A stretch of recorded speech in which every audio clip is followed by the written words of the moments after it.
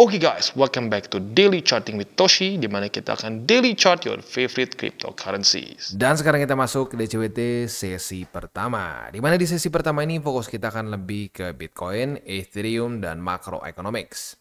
Seperti kita bisa lihat di sini, dalam 24 jam terakhir terjadi rally yang cukup signifikan sebesar 4,51%. Total market cap kembali ke angka 2,69 triliun US dollars. Dan untuk hari ini lagi-lagi Bitcoin dominance meningkat sebesar 0,18%. Untuk BTC sendiri kemarin itu dia masuknya ngepump ya. Dia ngepump 5,48% dan reject oleh MA200 untuk yang ketiga kalinya ya. Untuk yang hari ini sudah ketiga kalinya ya. Ya mungkin pesan gue satu aja, jangan sampai ke bawah FOMO begitu, karena kita sudah bahas berkali-kali sebelumnya ya. Saat terjadi weekly close di bawah dari BSB itu sering kali ada relief rally dulu. Nah, relief rally ini ya sering kali menjadi suatu lower high seperti di sini ya, seperti di sini begitu. Nggak selalu, tapi lebih banyaknya menjadi lower high begitu. Nah, kalau gua perhatiin di yang terakhir kali jebol di Juli 2024 ini banyak yang kemakan begitu ya. Waktu gue bilang statistiknya jebol BSB, hati-hati ya, kita bisa lower low. Waktu naik semua bilang tuh kan naik nih, harus juga beli kemarin, salah nih. Wah, akhirnya beli pucuk, turun lagi, panik beneran dan cut loss. Itu banyak sekali orang yang cut loss di daerah sini dan sini begitu ya. Jadi gue bukan bilang pasti akan langsung begini ya, bukan pasti akan ceder lagi, enggak ya, tapi statistiknya sering seperti itu. Lagi-lagi kita harus lihat dulu resiko terburuknya apa, jangan cuma lihat potensi profitnya aja begitu ya. Nah, itu aja mungkin yang reminder paling penting dalam beberapa hari ke depan, karena ada possibility bisa lanjut ya, bisa mirip-mirip kayak di sini, bahkan mungkin bisa retest sampai ke BSB yang sekarang ada di angka 88.600 yang paling bawahnya. Yang atasnya bisa sampai 93.000 begitu ya. Intinya kalau sampai lu mau akumulasi, akumulasilah di support, jangan akumulasi di resisten. Karena sekarang lu bisa lihat sendiri dengan jelas kita lagi di resisten, bukan di support begitu ya. Oke, selanjutnya kita akan lihat dulu secara struktur, ada yang baru ya, support baru di angka 78.547. Ya, itu adalah struktur yang terbentuk literally kemarin dan kemarin lusa begitu ya. Secara resisten ya banyak ya, lu bisa lihat sendiri di sini ada MA200 yang sedang ya cukup dekat lah, jadi kita bisa bilang confluence dengan 84.000 lebih 100 USD. Lalu juga di sini ada 87.200, ada MA20, ada BSB ya, pokoknya banyak deh begitu ya. Dan secara struktur ya jelas ya, masih lower low, lower high, lower low, lower high, dan seterusnya ya. So for now ya kita harus bersabar aja dulu ya. Kalau mau DCA ya nanti tunggu di bagian belakang, kita akan bahas di mana saja tempat DCA-nya begitu ya. Oke. Next ya, untuk lebih lebih ke zoom outnya lagi di weekly ya. Mungkin nggak bang kita mengulang lagi seperti di sini begitu ya, dimana ya nggak harus sama purchase sih bang, cuma maksudnya dia akan rally dulu and then lower low lagi, bisa nggak? Bisa begitu, karena kalau mau ngomong cukup sering terjadi bukan cuma week saja lower low-nya ya, tapi sering kali terjadi lower low yang berbentuk weekly close begitu. Kalau week yang cuma kayak jarum nih ya, yang kayak tusuk gigi, nah itu week namanya. Nah tapi kalau sampai bodinya close, nah itu namanya weekly close begitu. Jadi benar statistiknya nggak harus terjadi weekly close yang lebih rendah ya, nggak harus kayak begini ya, bisa juga kayak begini nih ya, udah cukup. Nah tapi kalau mau ngomong statistiknya lebih banyak terjadi weekly close begitu, seperti di sini ya, weekly close di bawah dari struktur yang ada di sini. Lalu juga kalau kita ambil contoh lagi di sini nih ya, saat jebol ya dia membuat weekly close lebih rendah dibandingkan struktur sebelumnya. Sini juga nih ya, weekly close lebih rendah dibandingkan dengan struktur sebelumnya dan seterusnya begitu. Jadi ya gua nggak akan terlalu kaget kalau sampai begini, naik, reject, mungkin turun lagi dan weekly close slightly di bawah dari struktur sini, di bawah dari 80.000. Itu mungkin saja terjadi ya. Yang penting apa? Yang penting jangan sampai jebol dari 50 dan 2 kali ya open dan close di bawah dari 50 ya, di bawah dari MA50 yang warna biru ini ya. Sekali lagi, bukan cuma jebol, kok cuma jebol doang sudah ada di cycle kemarin juga sempat jebol ya. Nih, jebol ternyata fake out naik lagi. Itu nggak masalah. Yang jadi masalah tuh apa? Nih, udah jebol, dia benar-benar open dan close 2 kali ya di bawah dari MA50.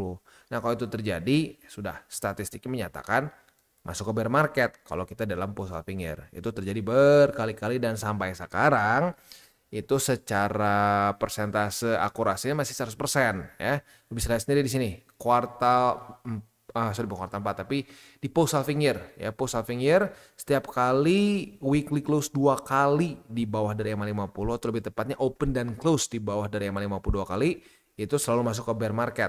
Sini masuk bear market ya. Lalu kuartal 4 lagi post halving year, apa lihat 2 weekly close di bawah bear market ya. Tuh 2. Ketiga lihat bear market. Bahkan lo bisa tarik sampai ke sini ya, sampai ini yang paling terakhir.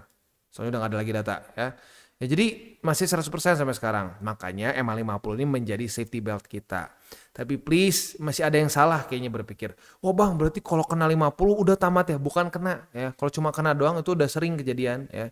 Ini kena, berhasil mantul lagi. Ya bahkan bukan cuma mantul, ini sempat jebol dulu loh. Jebol, fake out, naik lagi. Itu nggak masalah ya. Yang jadi masalah adalah 2 weekly close dan open di bawah dari 50. Nih kayak gini nih. Please kalau mau di pause dulu bentar, lu lihat ya. Nih kayak begini contohnya nih. 1, 2 itu 2 kali weekly close di bawah dari 50. Contoh lagi di cycle sebelumnya ya.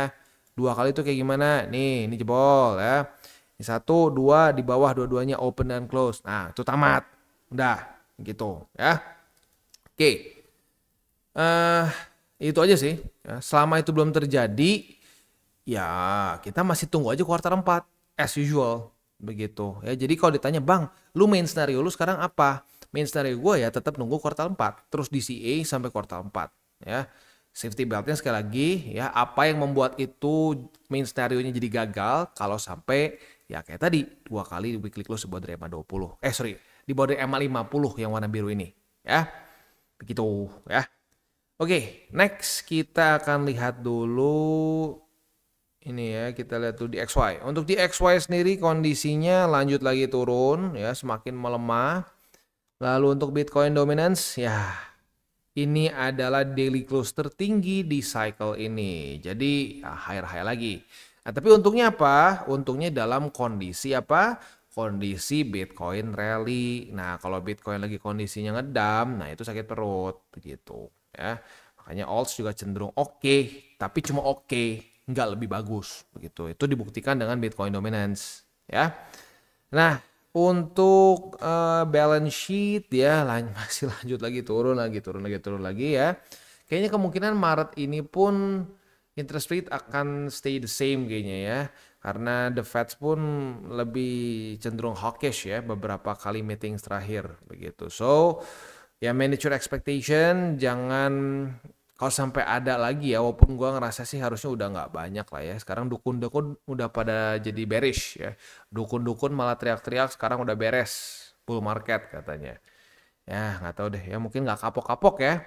Dulu tebak-tebakan altcoin season, sekarang tebak-tebakan bear market begitu. Ya intinya nebak-nebak di market itu fool's errand menurut gua. Ya, itu tuh apa namanya tindakan yang ujungnya kebodohan gitu, kita nebak-nebak.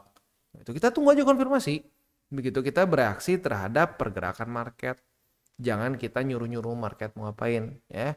Moga-moga masih ingat ya. Ingat market itu seperti mantan lo yang paling kejam. Silakan lo coba suruh-suruh mantan lo ya. Yang terjadi apa? Seringkali dia lakukan percis kebalikan dari yang lo mau. Nah, itu market. Jadi kalau lo udah sadar bahwa market itu seperti mantan lo yang paling kejam, yang paling sadis gitu ya. Nah lo akan tahu gimana cara untuk ya cope with it. Begitu. Ya bereaksi aja. Dia ngapain lo bereaksi? Oh, oke ya udah. Ya, dia begini oke.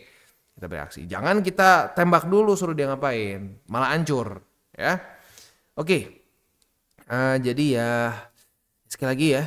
Ini tuh Bitcoin dominance ya, altcoin season itu sangat terpengaruh dengan macroeconomics, dan tepatnya lagi sangat terpengaruh dengan liquidity di market. Dan cara terbaik untuk melihat liquidity di market adalah dengan melihat balance sheet, ya, dan juga interest rate sebenarnya, ya. Tapi kalau gue perhatiin sebenarnya kayaknya lebih penting balance sheet sih sebenarnya, ya, karena ini ngomongin QT dan QE begitu. Kita nggak perlu harus QE, ya.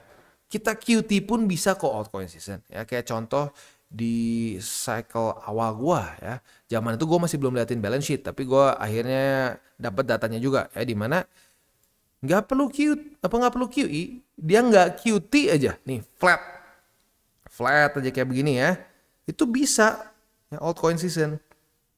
Yang susah tuh apa? Yang susah kalau udah masuk ke QT, nih turun, ya, udah mulai turun, apa yang terjadi? Ya BTCD-nya meningkat, begitu. Ya udah gitu aja sebenarnya. Itu pattern yang kita sudah punya dan berulang-ulang, begitu, ya. Oke, next kita masuk dulu ke news. Untuk news ini datang dari Rusia, ya. Jadi nggak mau kalah sama US, Rusia pun membuat Crypto Summit 2025, ya. Ini akan diadakan pada tanggal 19 sampai 20 Maret, begitu, ya. Nah, jadi apakah ini akan membuat market bergejolak? Ya, kalau menurut gue mungkin kayaknya sih nggak akan terlalu ekstrim, ya, in theory. Tapi yang penting sih satu aja, jangan sampai berharap tanggal segini lu bisa ngelong gila-gilaan. Jangan, ya. Cuma gue ngingetin aja, ada kemungkinan bisa terjadi volatility, begitu, ya. Kadang-kadang gue suka lucu nih, ada orang yang bilang gini, ngapain cuma dikasih tahu tanggal? Ya, kasih tahu bakal ngapa atau ngedam. Kalau nggak guna. Oh ya salah, itu salah besar. Nggak ada yang bisa tahu. Sekarang gini, berapa banyak orang yang kemarin teriak-teriak Crypto Summit akan ngepump? Ayo, berapa banyak orang yang teriak-teriak seperti itu? Faktanya apa? Enggak kan? Malah ngapain? Turun. Nah sekarang gimana? Ya, tanggung jawabnya apa? Nggak ada tanggung jawab kan? Nah ya udah, makanya jangan tebak-tebakan. Begitu. Ya jangan so tahu market mau ngapain. Begitu, ya. Nah gue harap orang-orang yang kemarin tebak-tebakan, ya ini jadi pembelajaran, begitu, ya. Dan orang-orang yang gini deh, ya gue nggak peduli sama gini, jujur. Kalau lu pikir gue peduli sama, wah market pengennya gini bang, orang-orang tuh pengennya lu nebak ke harga berapa, gue nggak peduli, ya gue akan do my own thing, gitu. Dan terbukti akhirnya gue ngelakuin hal yang gue udah biasa lakuin, malah bisa menjaga resiko kan. Ya udah gitu aja. Gue nggak mau ngikutin demand dari para netizen, karena netizen tuh banyak sekali yang konyol cara berpikirnya. Lo kebayang gak kalau harus ngikutin semua kemauan netizen? Hancur sudah, ya. Ya contohnya lah tuh, ya. Standar TikTok. Berapa banyak orang yang hancur hidupnya karena ikutin standar TikTok. Ya itu standar apa? Standar netizen. Gitu. Jadi jangan sampai mau kebuli dengan netizen, termasuk lu juga. Kalau gue udah biasa, udah berapa tahun? Ya gue udah berapa tahun di TCI. Gue udah gak peduli sama sekali dengan pandangan netizen. Lu harusnya begini, harusnya begitu. Wah, mana gentle kalau lu bilang dua senario. Harusnya pilih salah satu. Bodoh, banyak sekali pemikiran-pemikiran bodoh di internet. Nah, jangan sampai kita mau ikutan. Begitu, ya. Sorry, kita lanjut lagi ke sini, ya. Untuk Crypto Summit ini apa aja yang akan dibahas? Ya sebenarnya kayak biasa sih, ya. Ini ngomongin soal development dan prospek di 2025, lalu regulasi lagi, ya. Mungkin yang sedikit berbeda itu BRICS, ya. Di US nggak ada pembahasan BRICS, ya. Nah mereka mau ngebahas mengenai penggunaan digital asset di BRICS, gitu. Lalu ada juga cryptocurrency narrative, ya. Lalu trading, ya. Mining juga, ya, dan mining dan energinya juga, ya, bagaimana solusi untuk mungkin lebih clean energy, dan Web3 plus, ya, beberapa hal lain lah. Jadi in general mirip-mirip seperti summit di US, tapi mungkin yang berbeda BRICS aja, begitu, ya. Nah, tapi ini BRICS menurut gue juga jadi menarik nih. Apakah kalau sampai BRICS tiba-tiba mengadopsi Bitcoin atau mengadopsi, ya mungkin ada reserve Bitcoin dan lain-lain, ya mungkin itu juga bisa membuat ada pergerakan di market. Begitu. Tapi intinya apa? Jangan berharap di tanggal segini lu akan kaya mendadak. Nah, itu udah nggak bisa. Gitu. Karena ya itu adalah mindset dari orang-orang yang minta, ayo ini mana prediksinya, ngepam atau ngedam. Nanti gue tinggal ngelong atau nge-short. Kalau sampai salah tebakannya, ya dari para dukun-dukun lain, tinggal gue salahin mereka. Udah basi seperti itu, ya. Oke, next. Economic calendar. Untuk hari ini dari US, ingat gue ada yang penting sih. Ya ada sih pokoknya dari Selasa sampai Kamis, ya. Tapi yang lebih penting tuh Kamis kalau nggak salah. Oh, nggak. Rabu, bener. Yang hari ini penting ya, karena akan keluar CPI dan core CPI ya. Nah, ini kenapa belakangan jadi ekstra penting lagi. Dulu kan sempat lebih lean ke labor market kan, tapi belakangan ini mulai ada concern lagi inflasi yang meningkat dan bahkan ada proyeksi juga dari The Fed ada kemungkinan peningkatan juga inflasi. Makanya data-data inflasi seperti CPI, PPI, PCE itu jadi mulai berpengaruhnya ekstra lagi ke market ya. So hati-hati, 7:30 malam kita ada possibility bisa terjadi volatility yang lumayan ya. Setelah itu ditambah lagi dengan satu lagi yaitu crude oil inventories di jam 8:30 malam ya. Oke. Itu kurang lebih untuk makronya pada hari ini. Selanjutnya kita masuk ke buy limit. Tetapi sebelum kita masuk ke buy limit, seperti biasa gue akan disclaimer dulu bahwa semua konten dari TCI bukanlah financial advice. Ini semua bentuknya adalah edukasi. Lalu bagaimana cara mendukung TCI? Ada banyak caranya. Lu bisa like our video, bisa share our video, atau juga bisa menggunakan link referral kita di bawah. Nah sekarang kita akan dengar dulu pesan-pesan dari sponsor kita pada hari ini. Oke, today's video is brought to you by Bybit. Di mana di Bybit ini kita bisa melakukan berbagai macam hal ya, mulai dari yang newbie sampai yang sudah advance. Buat mungkin lo merasa bahwa aduh bang, gue masih nggak ngerti nih TA, gue masih nggak ngerti charting dan seterusnya, tapi pengen akumulasi, pengen DCA murni, bisa lo tinggal masuk ke sini one click buy, di mana lo bisa pilih lo mau pakai apa ya fiatnya, lo tinggal pilih juga asetnya apa ya. Misalkan lo pengen akumulasi BTC, misalkan setiap hari Senin jam 7 pagi, misalkan gue pengen akumulasi BTC sebesar 100.000 rupiah misalkan ya, lu bisa langsung lakukan di sini. Bisa peer to peer, bisa Dana, Bank BRI dan lain-lain. Ini gila ya, bisa pakai BCA Mobile dan seterusnya. Jadi Bybit ini memang cocok banget buat orang-orang yang tinggal di Indo ya, bisa langsung pakai bank-bank yang memang sudah biasa kita pakai di Indo ya. Nah, buat yang intermediate sampai advance juga di sini ada spot, nah, dan juga ada leverage tokens, dan tentu juga ada derivatives trading, di mana kita bisa menggunakan kontrak yang USDT maupun USDC. Jadi di sini lo bisa pakai USDC ya, karena nggak semua exchanger bisa menerima untuk futuresnya pakai USDC ya. Dan tentu juga lo bisa earning bunga juga dari kripto lo dan lain-lain. Dan tentu juga di sini kita bisa melakukan copy trade ya, di mana copy trade dari Bybit ini sudah cukup terkenal ya, dan kita bisa mendapatkan keuntungan juga. First copy trade kita bisa ada protection 100 USDT loss coverage ya, dan seterusnya ya. Jadi buat lo yang tertarik bisa silakan pakai, klik di link referral kita di bawah. Dan kita masuk ke Bitcoin. Untuk Bitcoin kita sudah punya posisi short karena sudah terjadi retest 1, retest 2 di EMA 200, bahkan sudah terjadi retest ketiga untuk hari ini ya. Nah, posisi short kita ini ada beberapa target TP. Yang pertama bisa pertimbangkan di angka 78.547. Ini adalah posisi TP yang lebih high risk ya. Untuk yang lebih kecil resikonya mungkin boleh pertimbangkan di struktur weekly kemarin ya, di angka 80.708 ya. Jadi bisa di 80.708 untuk yang lebih konservatif. Yang lebih agresif boleh pertimbangkan di angka 78.547 ya. Untuk posisi spotnya ada di angka di 78.547, MA50 dan juga di 73.116 ya. Next kita masuk ke Ethereum. Untuk Ethereum untuk Ethereum posisi longnya kena target TP, profit sebesar not bad 4,33%. Hari ini kita sudah dapat posisi short karena sudah terjadi retest 1, retest 2 di angka 1932,7 sebagai resisten juga ya. Nah, posisi shortnya tentunya tinggal kita balik saja logikanya di angka 1849,9 ya. Itu kurang lebih untuk setup di Ethereum ya. Nah, untuk posisi spotnya kan kalau tadi futuresnya, kalau spotnya sekarang sih di 1849 dulu deh begitu ya. Oke, itu kurang lebih untuk setup di DCWT pada hari ini. Sebelum kita tutup seperti biasa gue ingatkan lagi ya, untuk para newbies ya kalau gue perhatiin ada cukup banyak lah ya, di komen-komen juga cukup banyak sekarang para newbies. Ya banyaknya sekarang urusan nyangkut begitu ya, dan cukup banyaknya nyangkut di memes kalau gue perhatiin, dan ya yang di memes lumayan parah. Jadi ya gue ingatkan lagi 70-30 begitu ya. 70-30 ini sebenarnya ya pernah juga di point out sama salah satu subscriber kita ya. Itu gue bingung nih bro atau sis ya, Arfi, soalnya Arfi itu bisa bro ya kayaknya. Nggak tahu lah bro atau sis lah ya. Pokoknya salah satu subscriber kita yang point out bahwa poin kedua, jangan over leverage. Itu benar nggak cuma urusan futures ya. Tapi over leverage itu bisa juga urusan 70-30. Begitu. Saat lu semuanya di alts, lu itu over leverage. Begitu. Kenapa? Karena akan volatility-nya gila. Begitu. Ya. Nah, jadi coba 70-30 ya. Itu sangat penting.